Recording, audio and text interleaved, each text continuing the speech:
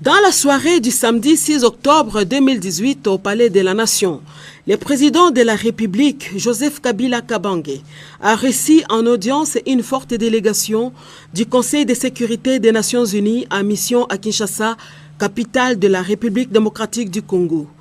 Conduite par M. François Delattre, représentant permanent de la France, elle était constituée de 15 diplomates, parmi lesquels Mme Leila Zeroui, représentante spéciale du secrétaire général en République démocratique du Congo et chef de la MONUSCO.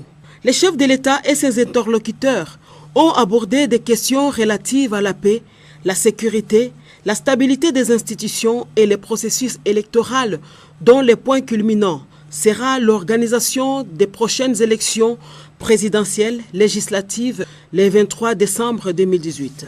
Au cours de cette rencontre, la délégation onusienne a apprécié les progrès réalisés au Congo sous la houlette du président Joseph Kabila et elle a par ailleurs exprimé sa volonté d'accompagner la RDC afin de relever ensemble d'autres défis.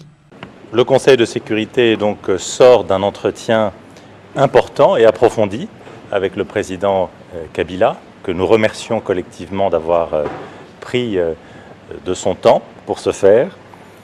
Cet entretien a naturellement été un moment fort et sans doute le moment fort de la mission du Conseil de sécurité à Kinshasa.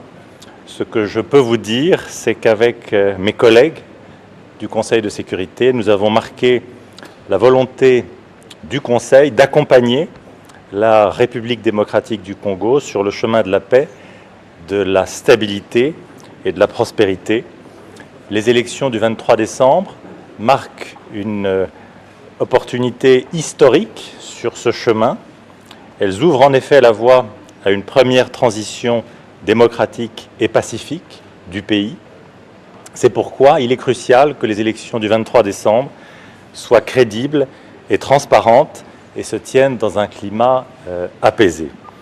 C'est cela aujourd'hui l'objectif central du Conseil de sécurité, en soutien, encore une fois, en soutien à la République démocratique du Congo.